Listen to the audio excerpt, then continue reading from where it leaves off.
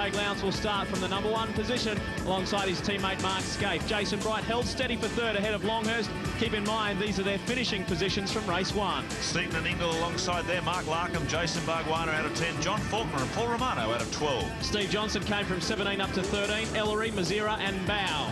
Ashby, Smurden, Nash and Shembry. That rounds out the top 20. Cotter, Conway, Alan Jones had some problems in race 1 and Dick Johnson back in 24. Contact with Larry Perkins there for Dick. Anthony Tratt, Paul Wheel, Mick Donaher, Terry Finnegan, Larry Perkins, Danny Osborne and Simon Ermazidis. The list goes on. It's a chock-a-block field, a maximum grid of 32. We've got some reserves. We had 41 entries for this round. The revs rise. We get set. This is race 2 of 3. Could Lowndes wrap it up here? Away we go. Look at Russell Ingall start. It was a pretty good one, but he's got a lot of work to do. The Valvoline cars dice it out, but it's Craig Lowndes who gets away to the best start. Ingall said to me just before the start, watch me at the... Oh! Jason Bright! He's taken out Ingall. Oh, and longer. Oh, goodness me. 3 cars involved in that.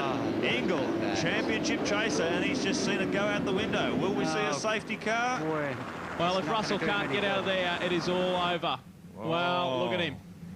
High-speed contact. He's still got the engine running. He's trying to drive his way out, but that's a deep bunker there. There's no chance there. The whole idea of that is to catch a spinning car, and it catches them very effectively. Once you're in there, you are there. Well, he got away to such a magnificent start, was coming through the pack, and Jason Bright was the one who went sideways. Here's the replay. Let's have a look at it. Watch Bright on the right-hand side of your screen in the blue car.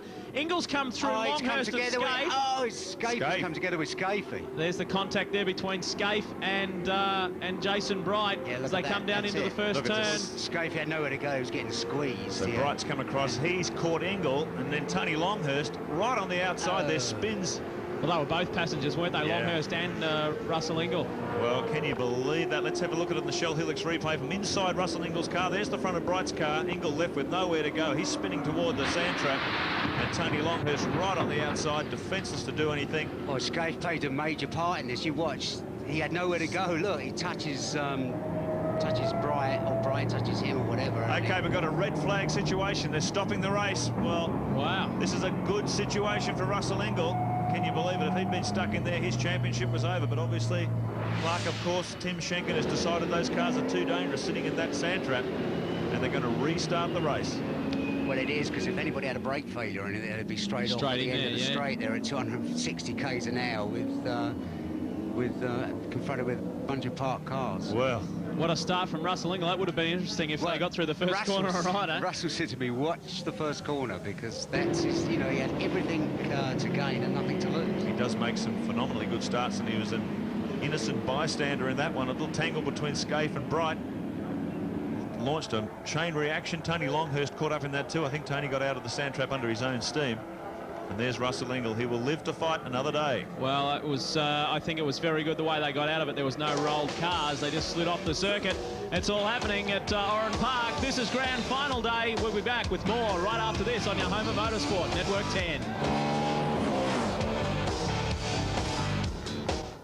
Now, the race has been reduced to 15 laps, and there is Jason Bright, a very dejected and disappointed Jason Bright. He was going so well, flying up the inside there, and both he and Mark Scaife were both pedaling for that same piece of ground, and, well, he is out of it, but the thing is that this guy isn't. Russell Ingall is still very much in. Yeah, there's a few more gaps on the grid there too. Jason Bright leaves a big hole there for Russell Ingall to try and leap across to his left. And you think he's not going to have a go? Well, just look at the start he got the first time round. Yeah, exactly. He made a sensational start to Heat 2. Caught up in that tangle between Scaife and Bright, but he's back there. It's going to be really interesting to see if Mark rides shotguns and Paulette to come over towards Craig on the inside there. We get ready for Russell. Green at the back. We're going to have green at the front. Any tick of the clock now. Look at Russell Ingall. He's keen to go. Oh, the clutch is gone. His clutch is gone. Russell Ingall is in big trouble and has stalled. Clutch, for sure. Wow. Yeah, he was signalling to the officials very early on there. He was having trouble getting that car. Yeah, I think the clutch was just getting hot and starting to bite, and there was nothing he could do about it, and that's what he was saying. So Lowndes takes him through the first corner. Russell Ingall is right at the back of the pack. There he is there. Larkham got away to a good start, so too did Garth Tanner as they come on through. Well, more and more, this just plays into the hands of Craig Lowndes, who leads his field down under the Dunlop Bridge for the first time of this reduced 15-lapper. Look at this, a good battle here between Longhurst and Glenn Seaton. It looks like Bargwanna's in there as well, so we've still got a good race on our hands.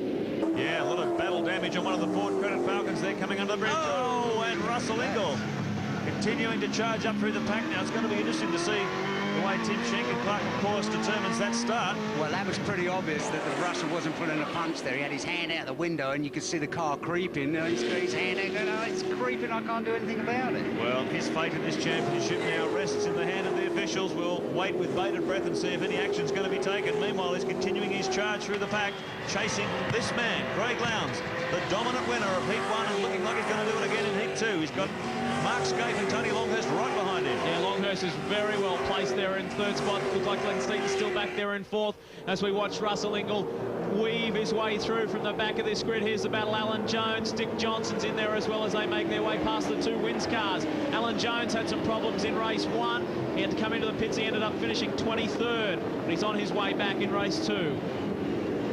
Jones and Mazira, that battle for 12th position. So the order now, Lowndes, Scaife, Longhurst, Seaton, Bargwanna up there in 5th position, Tander in 6th, his teammate, Larkham in 7th, John Faulkner in 8th, Paul Romano in 9th, and Stephen Ellery in the Konica Young Lions Commodore. He's up in 10th position. Well, in race 1, Russell did everything he could to come. He worked his way from 9th up into 6th position. There's a good scrap on there between Scaife and Longhurst for that third spot, long way back. Looked like Jason Bargwanna inside the top 5 as well. There he is, right behind the boss, Larry Perkins. Larry got caught up in that tangle with Dick Johnson in Heat 1, bent the differential housing. There's a lot of work by the boys, and he's going to sneak down inside the boss. That's another position he needs. You'd have to say he's doomed not to get this, man. Oh, well, he's certainly got the odds against him. Taken out in Heat 2 on the first corner. Now he's had some problem, some difficulty getting the car off the start line. But you're on board now with the enforcer, Russell Ingall. He is a fighter. He'll take this one right to the last lap of Heat 3. He's worked his way up as we wait for our timing to come across. He's into 17th now, and he is on the charge, coming up on the back of Terry Finnegan in the Sony Auto Sound Commodore. Inside Terry, so add another one to that. That means he's up to 16th position. Russell Ingall charging from the back, as we saw in Darwin. He's a great effort from 13th to first. He's a long way from first as we see him work on board the triple telemetry. Just been doing our sums on this championship situation too. It's a nail-biter. If Lowndes wins this race, Ingall must finish at least 10th to take the battle to Heat 3. So I'm sure he'll be getting the word from his tactician on the headsets, doing their sums in the Castrol Perkins pit. And there, if he did that, if he finished in the first 10, then he'd have to win the second race. Well, and something drastic happened at Lowndes. He's got some tough customers ahead of him as well. Bowes in 11th, Mazira's in 12th, Alan Jones is in 13th, Dick Johnson's in 14th, and he's got Darren Pate right in front of him right now. So it's not as if he's got some easy beasts to get through. It looks like he's carrying plenty of speed. He makes his way through these slower competitors. It's going to be harder and harder as he gets toward the pointy end of the field to find his way past. We saw that in Heat 1. He was most outspoken after Heat 1. Situation here. His tyres not working as well as the Bridgestone rubber, not taking anything away from the Mobil 1 Holden Racing Team's efforts. But he said, well, basically, this is down to a tyre championship, not a driver championship. Well, Neil Crompton is out in the 111 Ford credit card. Not quite sure of the problems there. He was going extremely well in the first race, finished in 7th position, but Crompton's going nowhere this time. We go back to the Mobil 1 HRT cars. Lowndes and Scaife got a familiar ring to it, hasn't it? As it was in race 1. It's looking pretty strong for that to happen the same in race 2. And Craig Lowndes was saying he was so relieved to get across the line in the opening one because he had a very big moment. We didn't get to see it, and he said that he almost lost it. So good for Longhurst. Look at that. I mean, he's matching Scaife in lap times. And it's so nice when something with a plan comes together for somebody. It's just typical of the Holden Racing Team operation. Bridgestone tyre technician Graham Brown in consultation with them after. I think the decision was to go to a brand new set of tyres from Heat 2 and really rub their nose in it. And they're certainly doing it at the moment. This is the battle between... This is Dick Johnson now. Ingall making up positions, challenging him. 14th position, I think. We'll check that on our timing monitor, but he's continuing his move up the order. Let's hope he can climb into that top 10 and take this championship battle to Heat 3. Yeah, you're spot on there, Mark. That is 14th position. Russell Ingall has just taken over, so he is on his way to 10th. If you've just joined us, we're in race 2 of 3. This is grand final day at Oran Park for the Shell V8 Supercar Championship. Craig Lowndes easily won the first race, and he's got a commanding lead in this, the second. Russell Ingall was involved in a first corner accident. This race was restarted, and he had clutch problems off the line, drifted right to the back of the field, and has worked his way through into 14th position, and he must finish at least 10th to take the series to race 3 to still keep his hopes alive, and he's doing extremely well, but he's still got to get past Alan Jones, Thomas Mazera and Steve Ellery. You couldn't have a worse list, really. You can see the speed advantage too, Baz, of the Bridgestone Shot Mobile Commodores. Last lap around, the only 2 cars running in the 1 minute 8 second bracket. Everyone back in the 1.9s and slower.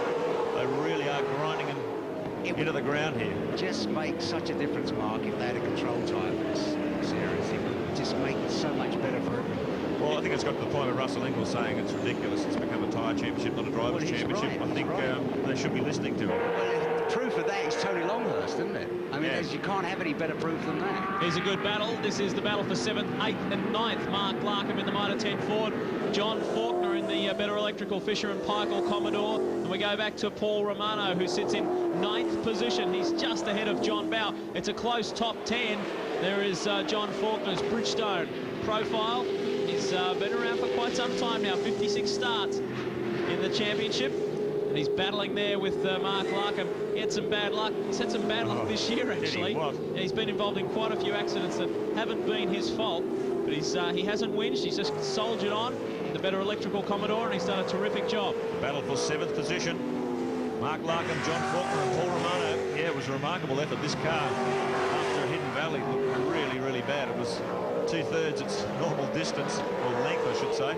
Really did cop a hammering in the back, and there was a lot of doubt whether they were going to get the car done in time. They just made it.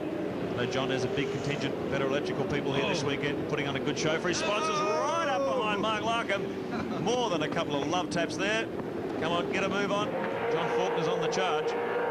It's a great battle for 7th position. Great battles all through this top 10. I think that John Faulkner's looking forward to too, as the Enduro's coming up, the Tickford 500 and the Australian 1000 Classic.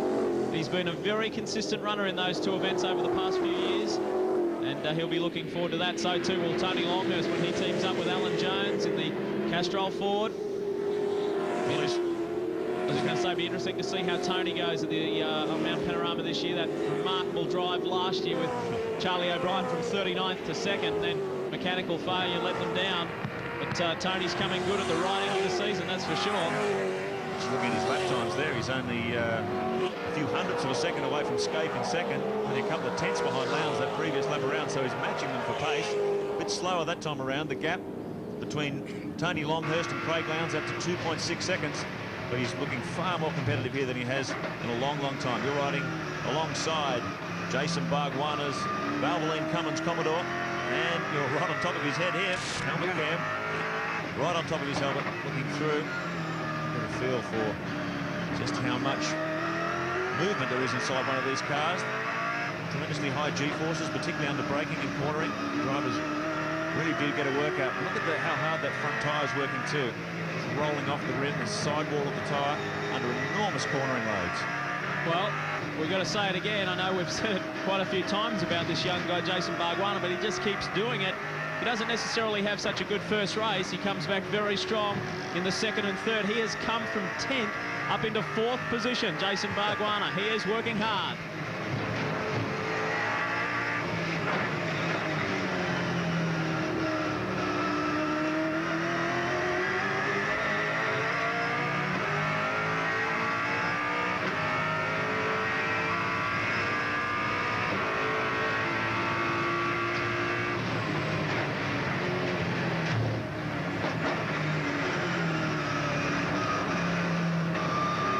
Starting to bridge the gap to Tony Longhurst. They come under the Dunlop Bridge. Ingall up to 11. Well, he's one away. Yeah. Stephen Ellery's going to be the make or break man for Russell Ingall to keep this championship alive in Heat 3. You've got to hand it to the guy, haven't you, really? Well, he's never say die, is he? He just keeps attacking and attacking until he's got no more laps left. And that's exactly what he's doing here, giving it his all. I like the philosophy, you know, of Russell's. As we see here, here's the gap. This is the Konica Commodore, the Holden Young Lions entry of Steve Ellery. He is right on the hammer of John Bowe, but you can see the lights in the background there. That is Russell Ingall. Here he comes. So if he can catch up to Steve Ellery, he's going to be right there in the battle in the the thick of it with John Bowe as well, but he's got quite a gap to make up there. Well, so far we've heard nothing about any kind of penalty for Russell Ingall creeping on the start, and for one and all, there's no way you could be that theatrical, is there, really? And, oh, John Paul. Oh, he was just having a great run in that battle for 7th. Now, tangled with Paul Romano. Let's hope he didn't get caught up in any accident there. Looks like he may have got away okay. Let's hope so, because the damage at Hidden Valley really knocked the team's finances around. Here's the battle, though. Russell Ingall at the bottom of your screens. He's in 11th position. The Konica Commodore, driven by Stephen Ellery. He's in 10th. Russell needs to get in front of that Konica car to keep his championship hopes alive. Well, how much ground has Russell made up in the last lap? He's on fire. This is great stuff. Under brakes. Right up on Stephen Ellery. This is the back of John Bowe's Shell Helix Ford. Ingall is right there. He has an inside look. He's got Ellery, so he's there. Ingall is in 10th, and his championship hopes stay alive for the meantime.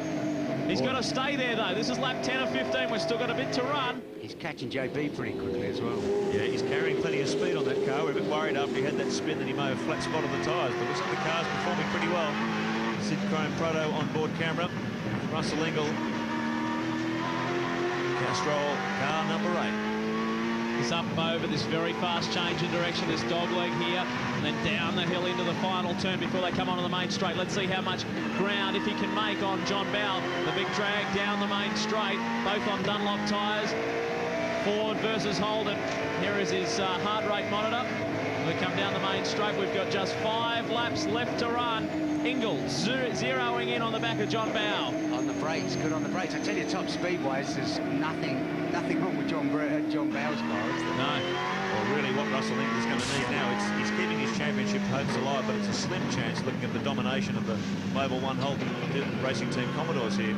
So he'll really need another hiccup like the factory team suffered at Hidden Valley. He's really going to need a disaster. At the end of the day, Mark, you'd have to say that Lowndes and Scaife are only going as quick as they have to at the moment. Yeah, controlling the pace at the front. It looks like Scaife just sitting in there, carbon copy as he did in Heat 2, just a second or so behind his teammate, playing any rearguard action in case someone closes up to challenge, but they're just doing it pretty easily. Well, I asked Lowndes after race 1, I said, you know, did you do that easily? He said, no. He said, I actually pushed very, very hard early on. He said, then I eased off once I knew that I had it in the bag. He goes Ingall on the inside. He's got him. Russell Ingall, as we go on board with Russell on the inside of John Bowe. So he's up into 9th position now. So he continues his surge forward. He is fighting for his life in this championship, and he is not giving in one little bit. 4 laps left to run for Russell Ingall, up to 187 beats per minute. So he is cranking. And it makes you wonder, this race reduced to 15 laps. It was originally an 18-lapper. What he could have done if he had another 3 laps to go. Such a critical championship fight. Look at his heart rate. Up around 185, 190 beats a minute. This man is working hard. Well, we don't know exactly how far he got back. We're assuming it was almost dead last, 191 through that corner. When he lost it off the start, and he has worked his way back. Just a remarkable run by Russell Ingall, up into 9th position now. He's got Romano and Larkham ahead, and I don't think they would be too far ahead either. So Russell Ingall could still improve. Lap 12 of 15. Tell you what, he's doing some quick times. He's the fastest man on the circuit at the moment. He's just done a 1:10.30. Our race leader Lowndes did a 1:10.55 and Scaife a 1:10.4. So he's matching the pace, even quickening the pace of the leaders, but they've got so much real estate on him now. It's really going to take a major drama for them to catch up. Well, these guys are just cruising out in front. The Mobil 1 HRT cars. Now, Jason Bargwanna has got himself into 3rd, ahead of Tony Longhurst, who now sits 4th. Seaton is still 5th, and Garth Tander, a great run by him today. He's been so consistent. He's sitting there in 6th position. Then we get to the battle that we were talking about. Larkham, Romano, just how far ahead of Russell Ingall are they? We'll wait and see as they come through. Here's these two, very close, Longhurst and Seaton. So Glenn Seaton has a shot of getting up into 4th position. So the order now, Lowndes just holding that half a second buffer over his teammate Scaife. Bargwanna on a charge. He's taken Tony Longhurst for 3rd position. Longhurst in 4th, Seaton 5th, Tander still in 6th, Larkham 7th, Romano, Ingall still in 9th, and Bowe rounds out the top 10. Well, while we're getting caught up in the battle for the Shell V8 Supercar Championship, let's not forget about our privateers, because there's been a tremendous battle going on there between Trevor Ashby and Chris Smurden. Those two guys are fighting to take out top privateer for 1998. and that battle continues. Ashby currently is the top privateer on the circuit. It's interesting, Mark. The Perkins lot must have done some tricky changes to the car, because obviously Russell's tyres are working a lot better this time. They were, he said, after 6 laps in the first race they were shot. Yeah, well, they said they were going to do a bit of fiddling there. He said, I've got to try. The Australian 1000 Classic is coming up. It's going to be a big end of the year. You can get your tickets from Ticketmaster, 136122. It's going to be fantastic. And don't forget, we travel to Queensland for the Gold Coast Indy. It's at the end of the year at this time. 1300 303 103. You get your tickets from Ticket Tech for the Gold Coast Indy.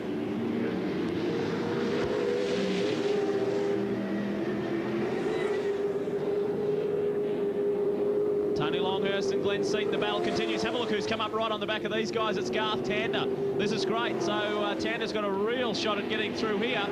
But Tony Longhurst seems his pace is slowed. Oh. See, Tander got right out of shape coming over the dog leg there. Thought he was going to lose it. He managed to catch it. That was a pretty hairy moment. Pretty high-speed part of the circuit there. They've got 180 kilometres an hour coming over there. The car gets very light. And not an awful lot of place to go if you muck it up. Exactly. Well, this is it. We're on our way home. Race 2 of 3. This is the battle at the moment for 4th, 5th and 6th as Garth Tander comes right up on Glenn Seaton now. Longhurst, Tony Longhurst is at the front of this battle, and on our computer timing monitor, the positions have stayed the same further back in the pack in terms of Larkham staying in 7th, Romano 8th, and Russell Ingall is still in 9th position, but his championship is still alive. And have a look at this battle. Tander's gone around the outside. That'll be the long way through that part of the track. Seaton is pressuring all the time, trying to get through on Tony Longhurst. Look at Tony trying to drive the conservative line down the inside of the circuit, not giving Glenn Seaton even a chance, even a sniff, getting alongside him. It's going to be pretty tough to hold him out, though. Seaton's really on a charge, and he's got Tander breathing down his neck. Well, he's trying to just get it home, isn't he, Tony Longhurst? Half a lap left to run, not even that. They're on the back part of the circuit. This is it. The dog leg is our race leader. Brings it into the main straight. Craig Lowndes makes it 2 starts, 2 wins today at Oran Park. Things are looking good for the Mobil 1 HRT outfit. There's his wife, Natalie. She is wrapped in that one, and why shouldn't she be? Her husband's done a terrific job. Lowndes in for yet another win from his teammate Mark Scape. Another Mobil 1 HRT 1-2. Jason Bargwanna in for a good third. He worked very hard. He came from 10th right up into that 3rd position. So the Valvoline Cummins Commodore going extremely well also. There's the 2 boys. They'll pull side by side. Mark says, well done, mate. Because Scape's got plenty to smile about also, because Larry Perkins' problems earlier today, and Scape's 2 seconds so far.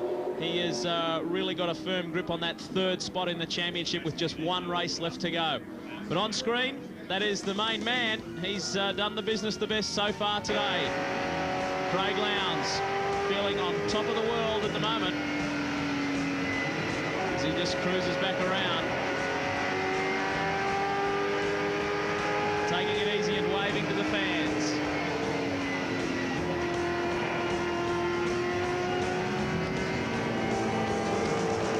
Shell Helix race score for you. Let's check the final placings, of course. The 1-2, Lowndes and Scape. Bargwanna there for 3rd. Tony Longhurst did hang on for 4th. Glenn Seaton in for 5th. Tander, Larkham, Romano. Importantly, Ingall inside the top 10. And John Bowe. Some great motorsport action. And there's plenty more to come on your home of motorsport, including the Tickford 500 and much, much more.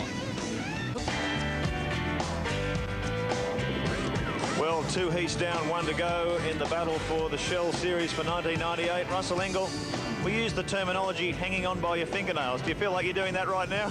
Yeah, just a bit. I can't actually believe how calm I am at the moment. You know, everything's pretty calm down here. I mean, we had a lot of trouble in that session, but we got speared off at the end. I think Bright got turned around and tagged me on the way through. We bogged it, and it's filled the clutch up with dirt and buggered a seal. So I had no clutch actually in the whole race. That's why I stalled on the line. But I was just very glad no one ran out my backside. Now, the interesting thing is with the points, you've got yourself back inside the top 10s. That means the championship's still alive going into this final heat. But, boy, you really need almost like a DNF for Craig to win it from here, don't you? For sure. But, I mean, that's why it's important for me to get out in that race and just get as many points because, look, we've said it before, we'll say it again. Look what happened at Darwin. I mean, it's still only 36. Like, if he DNFs and I have a win, well, then we're there. So we'll keep going. Well, keep up that fighting spirit, mate. We're riding with you. Oh, absolutely. I think I'm drinking some of Brocky's tea, so I'll keep going. Congratulations. Thanks, mate.